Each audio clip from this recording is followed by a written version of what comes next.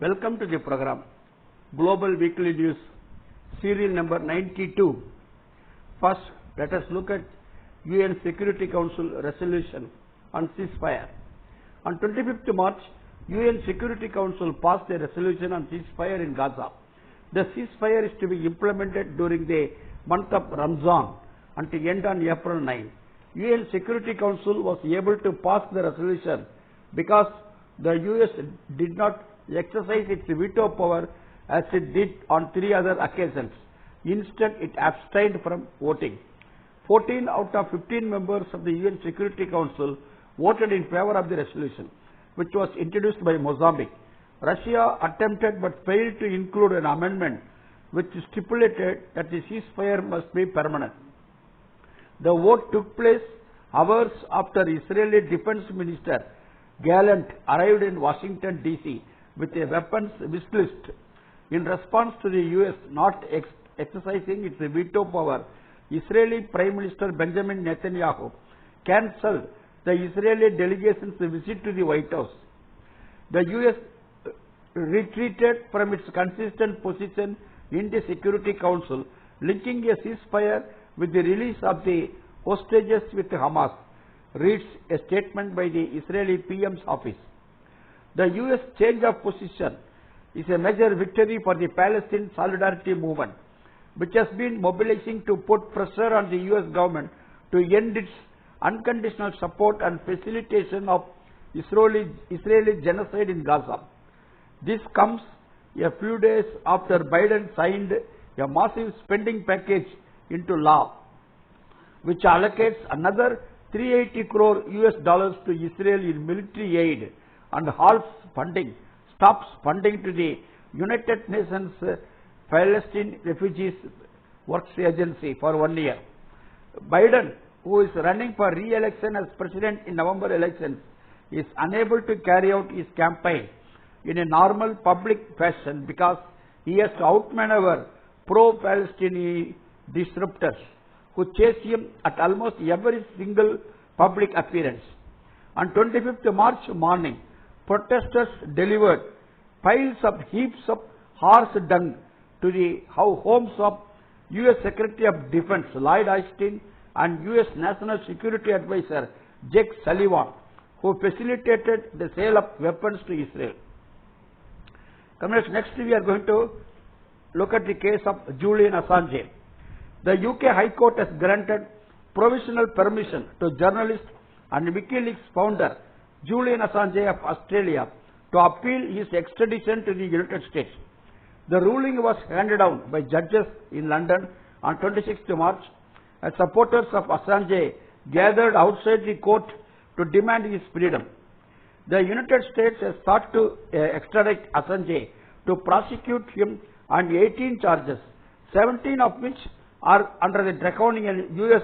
Espionage Act for the publication of classified documents on WikiLeaks exposing U.S. war crimes and human rights abuses committed by U.S. forces, including in Iraq and Afghanistan. Assange had been held at the Belmarsh high security prison in London for 5 years without a trial or conviction. In its decision, the court has granted Assange permission to appeal against his extradition, with the matter adjourned till May 20. However, the appeal will proceed only if the US and the UK are unable to provide the court with assurances regarding Assange's treatment following an extradition. The US and the UK have until April 16 to file these assurances. Next, in spite of the Security Council resolution, Israel continues to bomb Gaza. Israel's genocidal war on Gaza continued unabated for the 173rd day today.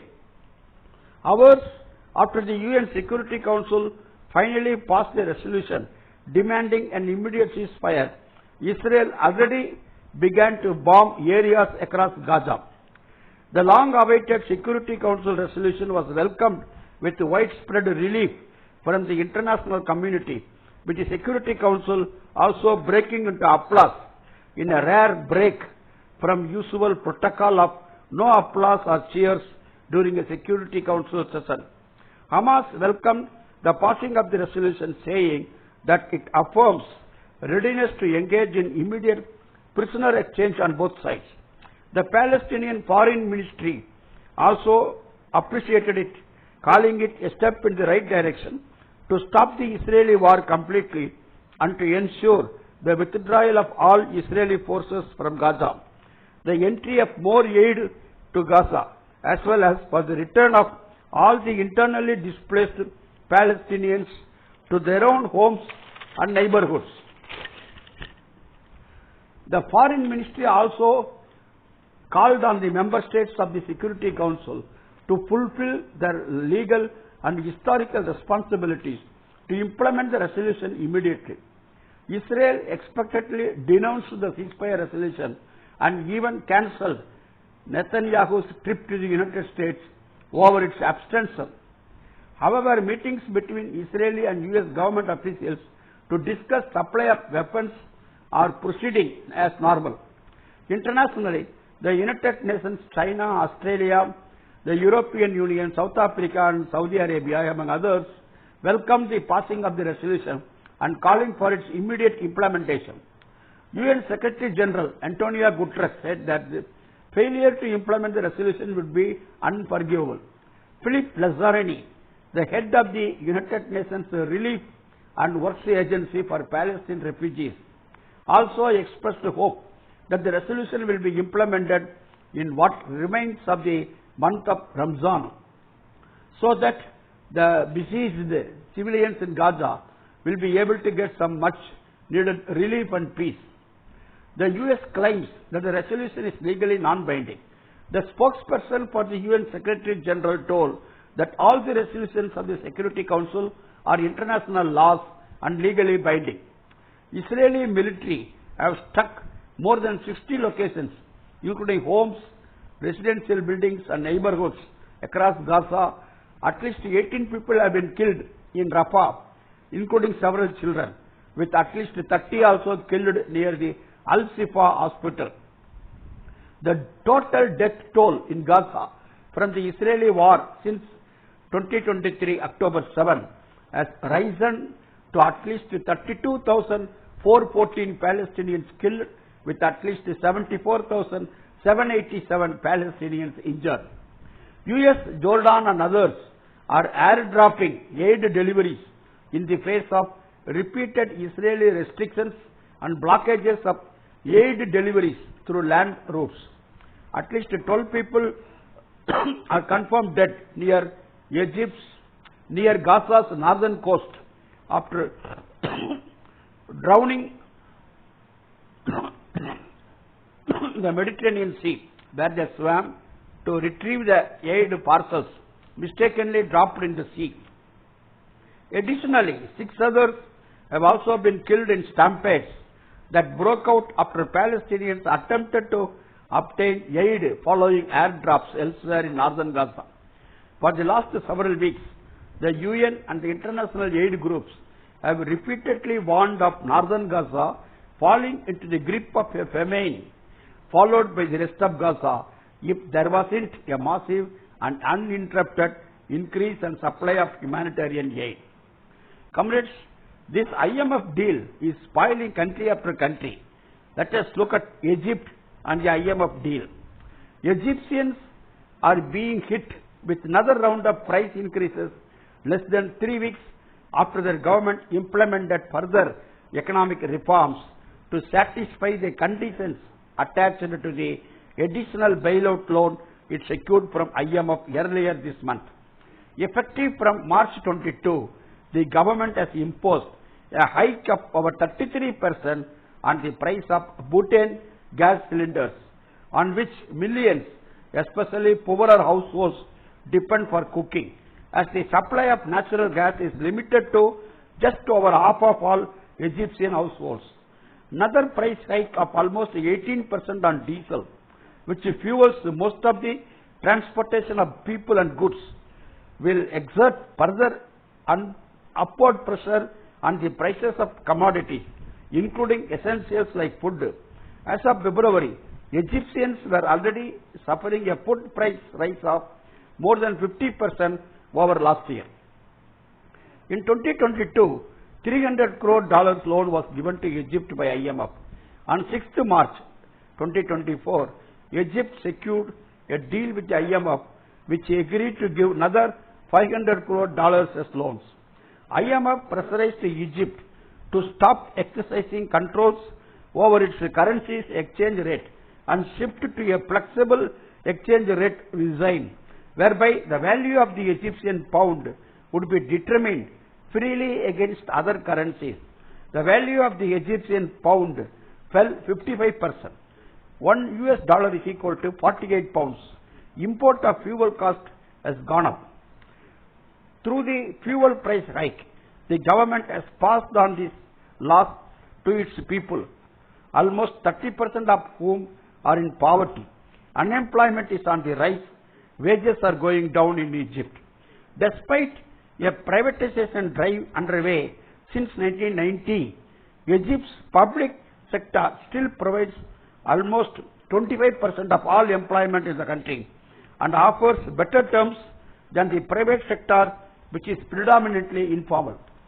Since mid-2023, Egypt government announced the sale of $190 crore of stakes in state-owned entities, including petrochemicals, telecom, and banking.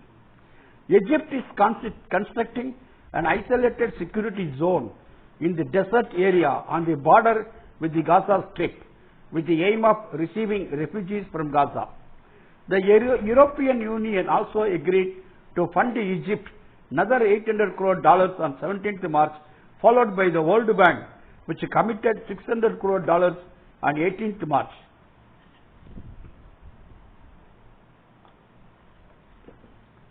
Comrades, Vijay Prashad, the Globetrotter, Leftward Books chief editor, the left international journalist Vijay Prashad has written an article in Globetrotter regarding declining support to Ukraine. Let us look at the essence. The support to Ukraine by the European countries is on the decline. On 19th March, the head of France Ground Forces, General Pierre Hill, published an article in the newspaper with a blunt title, "The Army Stands Ready." He wrote that his troops are ready for any confrontation and that he would mobilize 60,000 of 121,000 soldiers within a month for any conflict. Obviously, his reference to Ukraine. His article came out just over 2 weeks after French President Emmanuel Macron said on February 27 that NATO troops might have to enter Ukraine. A few hours after Macron made this statement, the US President's National Security Advisor John Kirby said there will be no US troops on the ground in a combat role there in Ukraine. Since 2022, the US has provided over $7,500 crore in aid to Ukraine, including $4,700 crore in military aid. Recently, US Senate passed $6,000 crore aid for Ukraine. The US House of Representatives, however, restricted it to $30 crore only. In Kyiv, US National Security Advisor Jack Sullivan pleaded the Ukrainian government to believe in the US, and US will continue to support Ukraine. On 1st February, the leaders of the European Union agreed to provide Ukraine with 5,000 crore euros in grants and concessional loans. This money is to allow the Ukrainian government to pay salaries, pensions, and provide basic public services. It will not be directly for military support. Military support to Ukraine is on the decline. Ukraine was eager to procure Taurus long-range cruise missiles from Germany, but the German government hesitated to do so. Polling data across the European continent shows large majorities against the continuation of the war and therefore against the continuation of arming Ukraine for that war. Another poll shows that an average of just 10% of Europeans across 12 countries believe that Ukraine will win. The opinion on peace negotiations between Ukraine and Moscow is growing. The Social Party for Democracy leaders said that negotiations will not happen before US elections in November, and until then Ukraine shall get artillery ammunition. It no longer matters whether Donald Trump or Joe Biden wins the US presidential elections in November. US politicians think that US shall reduce its aid to Ukraine and Europe shall give more aid to Ukraine. But if European countries are to increase military spending, they have to cut their social programs. NATO's own polling data shows a lack of interest from the European population in a shift from social to military spending. Even more of a problem for Europe is that its countries have been cutting back on climate-related investments and investing defense-related investments and increasing. In 2023, two-thirds of the total NATO budget of 1.2 lakh crore euros was from the US, which is double that of the European Union, the United Kingdom and Norway spent on their militaries. Trump's pressure for European countries to spend up to 2% of their GDP on their armies will set the agenda even if he loses the presidential election. However much Europe is boasting about defeating Russia, the European states simply do not have the ground military capacity to fight an aggressive war against Russia, let alone defend themselves against Russia adequately. Europe has relied upon the United States to do the heavy bombing and fighting since the 1950s, including in the recent wars in Afghanistan and Iraq. Due to terrifying US firepower, these global North countries are able to flatten countries, but they have not been able to win any war. It is this attitude that produces alertness in countries such as China and Russia, who know that despite the impossibility of a global North military victory against them, there is no reason why these countries led by the US will not risk a greater war because they have the military muscle to do so.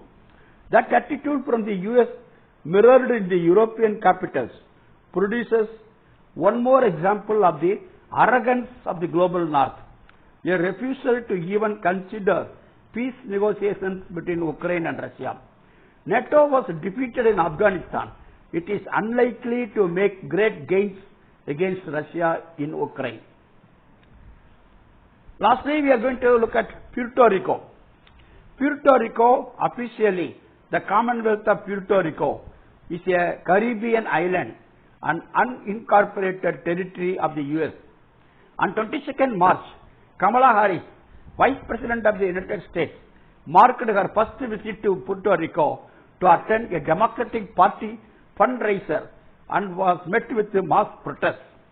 Kamala Harris spent a moment clapping and dancing along to a protest song before quickly realizing after an aide translated it for her. This content of the song is, "We want to know, Kamala, what did you come here for? We want to know what you think of the colony." Protests were organized by pro-Puerto Rican independence organizations such as Communist Workers and Students for Social Change. An activist told that US is threatening world peace. While millions of human beings are victims of extermination, the Vice President of the US visits our island to continue excusing her lackeys. Protesters took down flags of the US and colonial Puerto Rico and replaced them with the Haitian, Palestinian and Puerto Rican independence flags. Protesters also hung banners that said, "Stop the bombing" and "Zionism is terrorism" in solidarity with Palestine. Protesters concluded the action by burning the US flag. Kamala Harris came to Puerto Rico to take thousands of dollars for Biden's re-election campaign, while the people of the island live in extreme poverty and with a country collapsed by the corruption of those who today donated ill-gotten money to his campaign, the activist said. Barack Obama signed into law in 2016, which established the control of the unelected Fiscal Control Board. Conditions in Puerto Rico have deteriorated, especially after the devastating hurricane in 2017, as Puerto Ricans have had to take to the streets to fight public school closures, cuts in the public university, social services and public pensions, as well as austerity-induced blackouts. Thank you, comrades. See you next week. Lal Salam.